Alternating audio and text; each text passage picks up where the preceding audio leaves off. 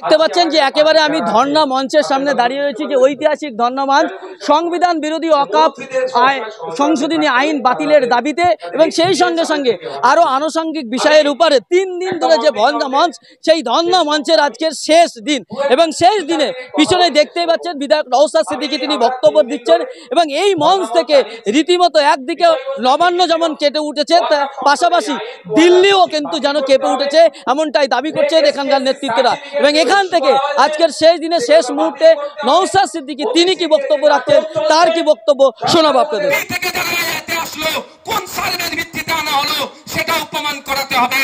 যদি তথ্য না থাকে পুরোটাই সায়েন্টিফিক হতে যান, ব্যাকওয়ার্ড ক্লাসেস অ্যাক্টকে মান্যতা দিয়ে আপনারা সার্ভে করুন, বিজ্ঞানসম্মতভাবে সার্ভে করে যারা এতে থাকার কথা তাকে এতে রাখুন, যাকে বিতে রাখার কথা তাকে বিতে রাখুন।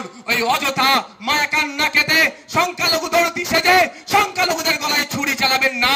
আর এই ছুরি শুধু চলছে না, একে তো চাকরি থেকে এরা চাকরি শিক্ষা বিভিন্ন ক্ষেত্রে এরা এদের আবার সংরক্ষণ পাচ্ছে না, অপরদিকে অন্যান্য সমাজের মানুষের কাছে লাঞ্ছিত বঞ্চিত হচ্ছে, মুসলমানদের নাকি তোষণ হচ্ছে, এই গল্প শোনানো হচ্ছে। সুতরাং গল্প নয়, বাস্তবে চাই সংখ্যালঘু তোষণ বন্ধ করো। সংখ্যালঘু তোষণ আমরা বলছি বন্ধ করো, প্রকৃত অর্থে সংখ্যালঘুদের যে অধিকার সেটা তাদের বুঝিয়ে দাও। মাইকে ভাষণ দিচ্ছে সংখ্যালঘু তোষণ, সংখ্যালঘু তোষণের নামে শোষণ হচ্ছে। বন্ধুগণ, আমি আগেও বলেছি আজকেও বলেছি, সারা পশ্চিম বাংলায় 1 কোটি আদিবাসী নয় 1.5 কোটি এসটি সার্টিফিকেট হয়ে গেছে। খাতুন নামের শেষে খাতুন, ব্যানার্জি, মন্ডল, দাস, চৌধুরী এসটি কোটায় চাকরি করছে। একইভাবে এসসি কোটাতে উচ্চ বর্ণের মানুষ নন এসসিরা চাকরি করছে। এটা বন্ধ হতে হবে। আজকে আমরা গিয়ে আমাদের প্রতিনিধি দল গিয়ে এই বিসিডব্লিউ দপ্তরের আধিকারিককে জানিয়ে দিয়ে এসছে এগুলো বন্ধ করতে হবে। যদি এগুলো দ্রুততার সাথে বন্ধ না করে তো আগামী দিনে আমাদেরকে শুধু এই কলকাতার রাজপথে অয়েশিয়ালে নয়, অফিসের সামনে আমরা বসতে বাধ্য হবো। কি অফিসে আছেন নাকি? ওবিসিদের জন্য যেভাবে লড়াই করবো, এসটি এসসি ভাইদের জন্য একইভাবে লড়াই করবো। তো কি ভাই হাত তুলে দেখেন, আমরা হিন্দু মুসলমান জৈন খ্রিস্টান বুঝি না, সংবিধান প্রদত্ত অধিকার আমাদের চাই। বাবা সাহেব আম্বেদকর বলেছেন, যার যত সংখ্যাবাড়ি তার তত ভাগিদারি। যদি আপনার কারো মনে হয় এই সংরক্ষণে এলার্জি থাকে, আমি এই মঞ্চ থেকে বলি, তাহলে বাবা সাহেব আম্বেদকরের কথা অনুযায়ী যার যত সংখ্যাবাড়ি তার তত ভাগিদারির ব্যবস্থা করে দিন। তখন বলবে না, তখন খুঁজে পাওয়া যাবে না। তা বন্ধুগণ, আমাদের সজাগ সতর্ক থাকতে হবে, সজাগ সতর্ক থাকতে হবে। যেভাবে দলিত আদিবাসী হিন্দু মুসলমান নির্বিশেষে ইউনিটি একটা গড়ে উঠছে, সেই ইউনিটিটাকে কেউ ভাঙার চেষ্টা করবে। আর একটা আমি দ্বার্থহীন ভাষায় স্পষ্ট ভাষায় বলে দিচ্ছি, আমি একজন আপাদমস্তক রাজনৈতিক ব্যক্তি, এখন আমি তারপরেও বলছি আমাদের এই মঞ্চ কোনো রাজনৈতিক মঞ্চ নয়। আর এই মঞ্চ 2026-এ কি করবে কোনো আমরা আলোচনা করিনি। এই মঞ্চ সম্পর্কে যারা মিথ্যাচার করে তাদের কাছে জবাব দেবে যে এই মঞ্চ 2026 নিয়ে ভাবে না, এই মঞ্চ আজকে নিয়ে ভাবে, ওবিসি এসটি সার্টিফিকেট নিয়ে ভাবে, এই মঞ্চ ওয়াকফ সম্পত্তি রক্ষার কথা ভাবে, এই মঞ্চ পরিযায়ী শ্রমিকদেরকে পড়ে যাতে না অত্যাচার হয় তার কথা ভাবছে, এই মঞ্চ এসআইআর নিয়ে নাগরিককে যে হয়রানি করার চেষ্টা করছে তার কথা ভাবছে। যাদের দেখুন,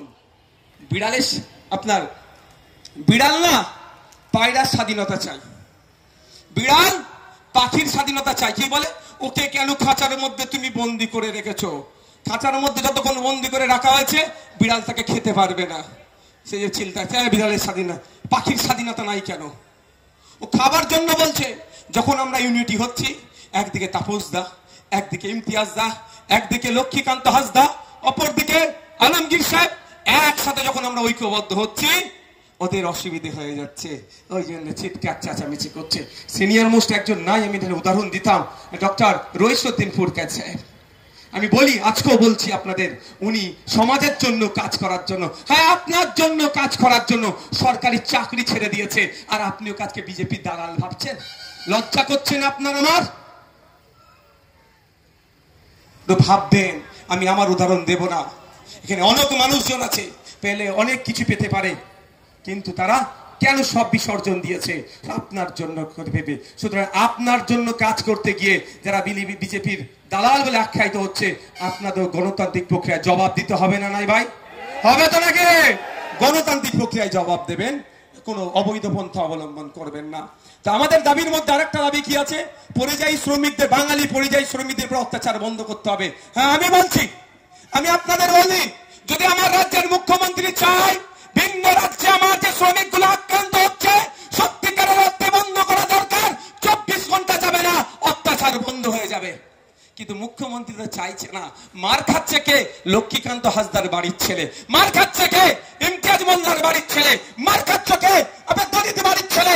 মার খাচ্ছে কে? সবই পিছিয়ে বর্গের বাড়ির ছেলে। ওই জন্যই তো এদের টনক নড়ছে না। মার হয়ে খেয়ে লাশ হয়ে দীপু দাস বাড়িতে ফিরে আসছে, মার খেয়ে লাশ হয়ে সোমনাথ বাড়িতে ফিরে আসছে, মার খেয়ে লাশ হয়ে আফরাজুল বাড়িতে ফিরে আসছে, মার খেয়ে লাশ হয়ে সাবিন মল্লিক বাড়িতে ফিরে আসছে। মার খেয়ে লাশ হয়ে যদি কোনো মন্ত্রীর পরিবারের ছেলে মেয়ে আসতো, আমি চাই না ওদেরও কারো কিছু ক্ষতি হোক, যদি আসতো দেখতেন টনক নড়ে যেত। মার খেয়ে পড়ে আসছে ভোটারদের বাড়ির ছেলেরা, তো ওই জন্য টনক নড়ছে না। তাই আমাদেরকে টনক নড়াতে হবে, মুখ্যমন্ত্রীকে দায়িত্ব নিতে হবে। আপনার নাগরিক ভারতবর্ষের যে কোনো প্রান্তে বিচরণ করতে পারে, সংরক্ষিত এলাকা ছাড়া। সংবিধানের আর্টিকেলে উল্লেখ আছে right to movement, freedom of মুভমেন্টের কথা বলা আছে।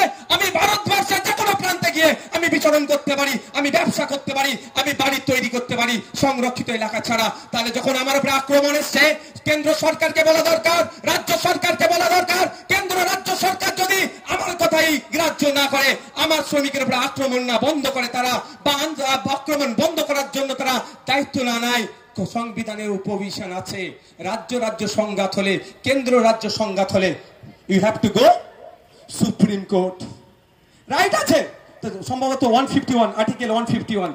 এত আর্টিকেল মনে থাকা যায় না, একটুখানি মাথা তো ভাই, আর এত চাপ না। 151 মনে হচ্ছে সম্মত আর্টিকেল, সেটাকে সামনে রেখে সুপ্রিম কোর্টে গিয়ে মামলা করতে পারে, করেছে রাজ্য সরকার। মার খাচ্ছেন তো আপনারা ভোটার, আর আমি বারবার বলি আপনাদের মানুষ ভাবে না, আপনাদের ভোটার ভাবে।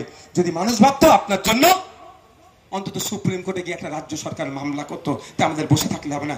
শেষ বলে ছাড়বো, SIR স্যার আমরা সম্বোধন করি, রেসপেক্ট। আর আজকে স্যার যেন একটা ভয়ঙ্কর শব্দ হয়ে উঠেছে, আর এই স্যার নিয়ে অযথা ভুল ব্যাখ্যাও করা হচ্ছে আমাদেরকে। আমি একটা গতকালকেরই একটা পেপারে পাবলিশ হয়েছে, একটা পেপারের নিউজের কাটিং বলছি। হ্যাঁ, SIR শীঘ্রই রাজ্যে, বা রাজ্যের শীঘ্রই SIR বলে হেডলাইন দিয়েছিল পেপারে। সেখানে বলা হচ্ছে রাজ্য জুড়ে দ্রুত ERO এবং AERO, ERO full form electoral registration officer, আর AERO additional electoral registration officer নিয়োগের ক্ষেত্রে নবান্নের চিঠি রাজ্যের মুখ্য আধিকারিক। অর্থাৎ আজকে যেখানে গিয়ে ইমতিয়াজ ভাই, নাসির সাহেবরা দেখা করে আসলেন, সিইওর পক্ষ থেকে নবান্নতে চিঠি পাঠানো হয়েছে। নবান্ন বলছে আমি SIR হতে দেবো না, তাই না? আর তার কিছু, আমি দালাল শব্দটা ব্যবহার করব না, তার কিছু পোষ্য ছেড়ে রেখেছে। তারা বলছে দেখো চো নওসাদরা কি বলছে বা হাকিকুল সাহেবরা কি বলছে। কিন্তু নবান্ন চিঠি গেছে, নবান্ন চিঠির পরিবর্তে কি করেছে আপনাদের জানা দরকার তো নাকি? চিঠির পরিবর্তে উত্তর দিতে পারতো, যেভাবে তৃণমূলের নেতারা স্টেজে উঠে বলছে SIR হতে দেবো না, তাহলে চিঠির পরিবর্তে উত্তরে SIR হতে দেবো না বলে উত্তর দেওয়াটা স্বাভাবিক। কিন্তু নবান্ন এই চিঠি পেয়ে তড়িঘড়ি চিফ সেক্রেটারি আমাদের ওয়েস্ট বেঙ্গলের মনোজ পান স্যার সমস্ত ডিস্ট্রিক্টের ম্যাজিস্ট্রেট DM সাথে ভার্চুয়াল মিটিং এ বসলো, ফিজিক্যালি নয়, তড়িঘড়ি। উনার দাদা বলেছে বাংলাতে SIR করবো, আর উনি তার সুযোগ দেবে না। তড়িঘড়ি অনলাইনে মিটিং করো, কবে DM রে আসবে অত সময় নয়, দাদার আদেশ এসেছে, এদেরকে আতঙ্কিত করতে হবে, 2015 বেড়ে আতঙ্কিত করতে হবে। এই আতঙ্কিত ফল আগামী দিনে আমরা নেব। কি হচ্ছে? তড়িঘড়ি ডিস্ট্রিক্টের DM গুলোর সাথে অনলাইনে মিটিং কে করেছেন? ওয়েস্ট বেঙ্গলের চিফ সেক্রেটারি মনোজ পান স্যার করে কি বলছেন ডিএমদেরকে, কোন কোন পদ, কত পদ খালি আছে দেখো, ERO আর AERO, অর্থাৎ এটা আমি ফুল ফর্ম ভাই বলেছি, সময় স্বল্প বলতে পারবো না, মানে বুঝতে পারছেন? কি বুঝলেন? উত্তর চিঠি দেওয়ার কি দেওয়া দরকার ছিল? কি দেওয়া দরকার ছিল? ও সব চিঠি ফিটি মানবো না, বাংলায় SIR হতে দেবো না, তাই তো নাকি? এটা আশা করেছিলাম। আমাদের মমতাময়ী আমাদের কাছ থেকে যেটা বুঝাচ্ছে, তাহলে সেটা না করে, তাও আপনাদের বলে দিই 600 ভ্যাকান্সি আছে। ERO AERO 600 ভ্যাকান্সি আছে। দ্রুততার সাথে ভ্যাকান্সি পূরণ করে দাদার অর্ডার, নাহলে আমার ভাইপো আউসাদ আমি অন্যজনে বলবো নি, হয়তো সিবিআই তুলে নিতে পারে। যাক, সুতরাং এইগুলো ভোটার তো বলি হবে। যাক, আপনাদের বলছি এটা মাথায় ঠান্ডা করে রাখবেন, এটা বুঝবেন যে কি আমাদের সাথে চক্রান্ত চলছে। সাপ হয়ে কামড়াচ্ছে, ওজা হয়ে ঝাড়ছে। এরা ইতিপূর্বে বলেছিল 26,000 চাকরি বাতিলদেরকে কি plan A, plan B, plan C, plan D আছে। সব প্ল্যান আজকে গাধার ঘাড়ে চেপে বেরিয়ে চলে গেছে।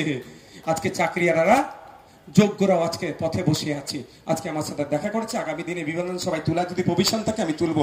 যাক, আজকে একটা গুরুত্বপূর্ণ দিন আমাদের কাছে আছে, আন্তর্জাতিক শান্তি সংহতি ও যুদ্ধ বিরোধী দিবস। আমরা এই দিনকে আজকের মঞ্চ থেকে স্মরণ করছি। আমরা আওয়াজ তুলছি এই বর্বর ইসরায়েলদেরকে, যারা প্যালেস্টাইনকে দখল করার চেষ্টা করছে, অবৈধ সন্তান যারা প্যালেস্টাইনকে দখল করার চেষ্টা করছে, তারা ফিরে যাক এবং অবিলম্বে ইসরায়েলের হানা বন্ধ হোক এবং প্যালেস্টাইন পূর্ণ স্বাধীনতা পাক। আমাদের এই মঞ্চ থেকে আমরা আওয়াজ তুলছি।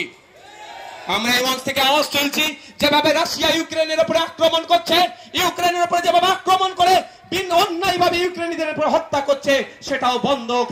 আজকে এই যুদ্ধ বিরোধী দিবস থেকে আমরা আওয়াজ তুলছি। সর্বোপরি আমাদের পুলিশ বন্ধুদের জন্য আজকে একটা স্পেশাল ডে আছে, মনে আছে আপনাদের? 2021 সালে আমাদের পশ্চিমবঙ্গ সরকার পুলিশ দিবস হিসাবে সেপ্টেম্বর মাসের 1 তারিখকে ঘোষণা করেছে। আমরা আমাদের এই মঞ্চের পক্ষ থেকে কলকাতা পুলিশ সহ ওয়েস্ট বেঙ্গল পুলিশের প্রত্যেকটা পুলিশ কর্তা যারা পুলিশ কোডকে মান্যতা দিয়ে ন্যায়কে প্রতিষ্ঠা করার জন্য ল অ্যান্ড অর্ডার ঠিকঠাক দেখছেন, তাদেরকে আমরা স্যালুট জানাই, তাদেরকে আমরা এই শুভেচ্ছা জানাই। তবে হ্যাঁ, তাকে জানাবো না যারা আমাদের হাকিকুল ভাইয়ের একটা রাজ্য নেতৃত্বর ঘাড় ধরে ভ্যানে তোলার চেষ্টা করেছে। আমরা তাকে আজকে শুভেচ্ছা জানাবো না, তিরস্কার জানাবো। আগামী দিনে গণতান্ত্রিক প্রক্রিয়ায় তার সাথে আমরা দেখে নেব যারা আমাদের ইমতিয়াজ ভাইকে টানতে টানতে যে প্রিজন ভ্যানে তুলেছে, আমরা তাদেরকে আজকে শুভেচ্ছা জানাবো না, তিরস্কার জানাবো। যারা আমাদের কামরুজ্জামান ভাইকে অসুস্থ হওয়ার পরেও ওষুধ চেয়েছে, ওষুধের ব্যবস্থা করেনি, তাদেরকে আমরা তিরস্কার জানাবো। আমরা তিরস্কার জানাবো সেই পুলিশগুলোকে যারা আমাদের বিশ্বজিৎ মাইতির চোখের সমস্যা হওয়ার পরেও ওষুধের ব্যবস্থা করার পরেও ওষুধের ব্যবস্থা করেনি, তাদেরকে তিরস্কার জানাবো। আর সর্বোপরি আমাকে যে মেরেছি আমি তাকে তিরস্কার জানাবো না, 2-1 দিনের মধ্যে তার সাথে আমি কলকাতা হাইকোর্টে দেখা করব। ধন্যবাদ, সকলে ভালো থাকবেন, সুস্থ থাকবেন। আপনারা যারা আমাদের সাথে সাথ দিয়েছেন, কনস্টিটিউশন প্রোটেকশন ফ্রম এর পক্ষ থেকে